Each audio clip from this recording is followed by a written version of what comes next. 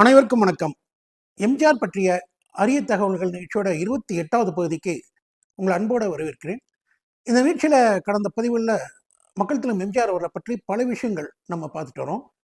அவருடைய ஷூட்டிங் ஸ்பாட்டில் என்ன நடந்தது, அதே போல் அவருடைய பொது வாழ்க்கையில் நடந்த இன்ட்ரெஸ்டிங்கான விஷயங்கள், சினிமா பாடல் பதிவின் போது நடந்த இன்ட்ரெஸ்டிங்கான விஷயங்கள், இப்படி பல விஷயங்கள் நம்ம பார்த்துட்டு வரோம். அதே போல் அவர் நடித்த டப்பிங் படங்கள், அவர் நடித்த ரீமேக் படங்கள், அதில் இடம்பெற்ற பாடல்கள், இதெல்லாம் பார்த்துட்டு வரோம். அதனுடைய தொடர்ச்சி தான் இந்த 28வது பகுதி.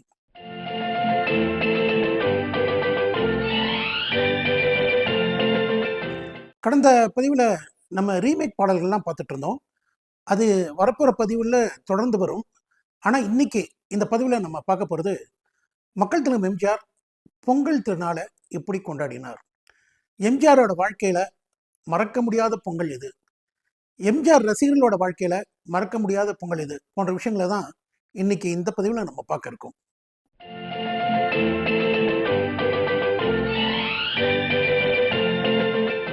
எம்ஜிஆர் தன்னுடைய வாழ்க்கையிலேயே மிக சிறப்பாக கொண்டாடின ஒரு திருநாள் உண்டு அப்படின்னா அது வந்து பொங்கல் திருநாள் தான். வேற எந்த ஒரு பண்டிகையுமே அவர் இந்த அளவுக்கு சிறப்பாக கொண்டாடினதே கிடையாது. ஆனால் பொங்கல் அப்படின்னாலே அந்த ராமாவரமே களைகட்டி இருக்கும். அன்னைக்கு ராமாவரத்தில் இருக்கக்கூடிய எல்லாருக்குமே, எல்லா தொழிலாளர்களுக்குமே புத்தாடை வாங்கி கொடுப்பாரு, இனிப்புகள் கொடுப்பாரு, தன்னை பார்க்க வரக்கூடிய எல்லாருக்குமே பணம் கொடுப்பாரு. அது மட்டும் இல்லை, சத்யா ஸ்டுடியோஸில் இருக்கக்கூடிய தொழிலாளர்களுக்கு, லாய்ட்ஸ் ரோடு ஆஃபீஸில் இருக்கக்கூடிய தொழிலாளர்கள் எல்லாருமே அன்னைக்கு கண்டிப்பாக புது ட்ரெஸ்ஸில் தான் இருக்கணும். இது எம்ஜிஆரோட ஆர்டர். எல்லார் வீட்டுக்குமே புது துணி போயிடும். ஒரு குடும்பத்தில் 5 பேர் இருக்காங்க அப்படின்னா அந்த 5 பேருக்குமே எம்ஜிஆர் புத்தாடைகள் வாங்கி கொடுப்பாங்க. அவங்க எல்லாருமே அன்னைக்கு ராமாவரத்துக்கு வரணும். அங்கே கலைகள் நிகழ்ச்சிகள்லாம் நடக்கும். அந்த கலை நிகழ்ச்சிகளில் கலந்தவங்களுக்கு எம்ஜிஆர் பரிசு கொடுப்பார். அதே போல் பொங்கல் திருநாள் அப்படின்னா மக்கள் திலம் எம்ஜிஆர் எப்போவுமே பட்டு வேஷ்டி பட்டு சட்டை தான் அணிவார். ஜானகி அம்மாவும் பட்டு புடவை தான் கட்டுவாங்க. நார்மலாக நம்ம அவ்வளோ சீக்கிரம் எம்ஜிஆர் பட்டு வேஷ்டி பட்டு சட்டையில் பார்க்க முடியாது. ஆனால் பொங்கல் திருநாள் அப்படின்னா எம்ஜிஆர் பட்டு வேஷ்டி பட்டு சட்டையில் தான் இருப்பார். இது உனக்கு இதெல்லாம் எதுக்கு சித்தப்பா? பொங்கல் வருதுல்ல, அள்ளி கொடுத்து வாழ்பவன் நெஞ்சம் ஆனந்த பூந்தோப்பு. பொங்கல் திருநாள் கொண்டாடுறது அப்படிங்கிறது எம்ஜிஆர் ஒரு நாடக நடிகராக இருக்கிற காலத்திலேருந்தே இதை மிக சிறப்பாக பண்ணிட்டு இருப்பாரு. பொங்கல் திருநாள் அன்னைக்கு எம்ஜிஆர் நாடக நடிகர் சங்கத்தில் சேர்ந்த எல்லா நடிகர்களையுமே வீட்டுக்கு வர சொல்லுவார். நடிகர்கள் எல்லாருமே ராமாவரத்துக்கு வருவாங்க. அவங்க குடும்பத்துக்கு எல்லாருக்குமே புத்தாடைகள் எடுத்து கொடுப்பாரு, இனிப்புகள் கொடுப்பாரு. அதே போல் பணத்தை கையில் வச்சுட்டு அப்படி கொடுப்பாரு. அந்த நடிகர்களுக்கு எவ்வளோ லக்கு இருக்கோ அதுக்கு தகுந்த மாதிரி பணம் அவங்க கைக்கு போய் சேரும்.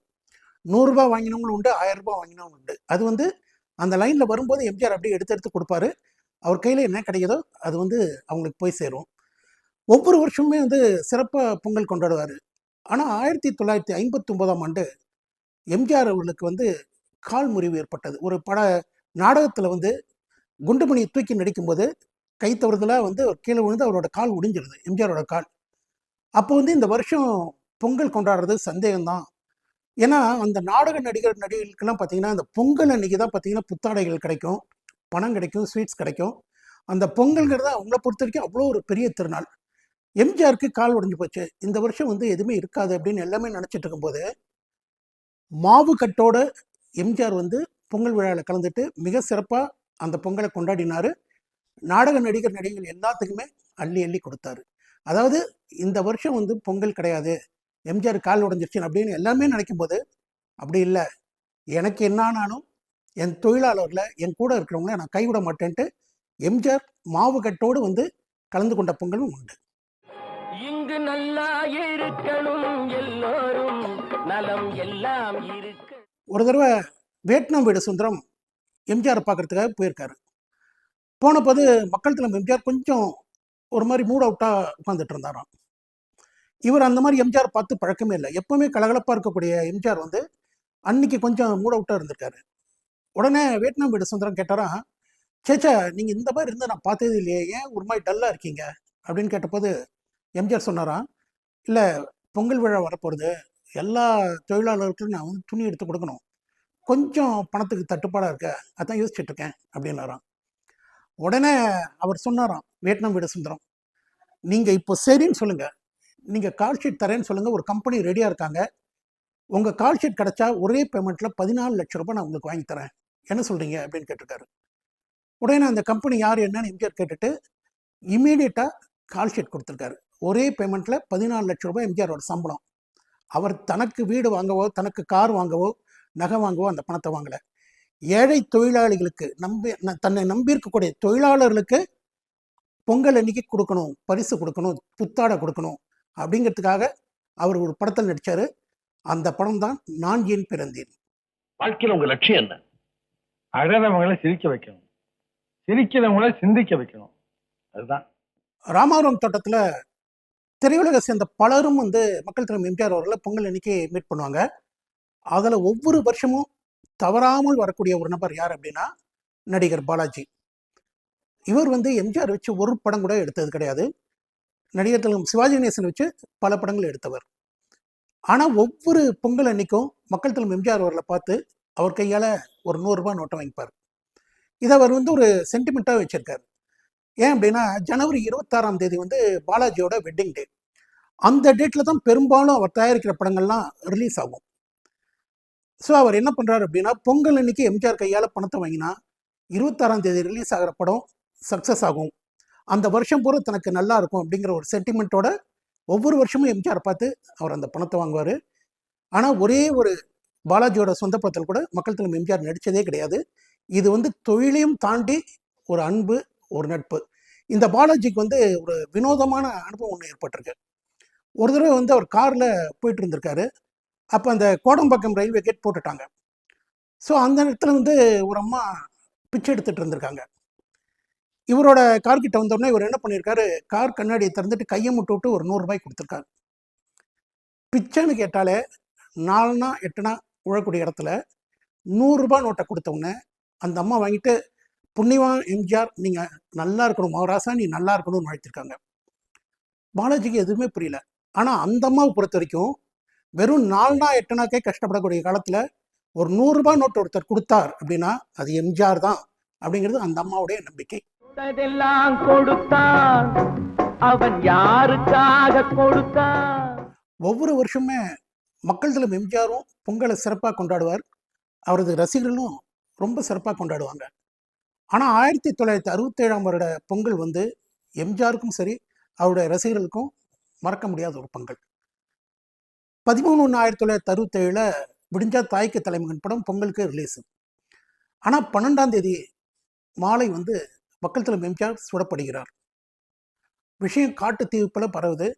எம்ஜிஆர் ராயப்பேட்டை மருத்துவமனையில் அட்மிட் பண்ணியிருக்காங்க.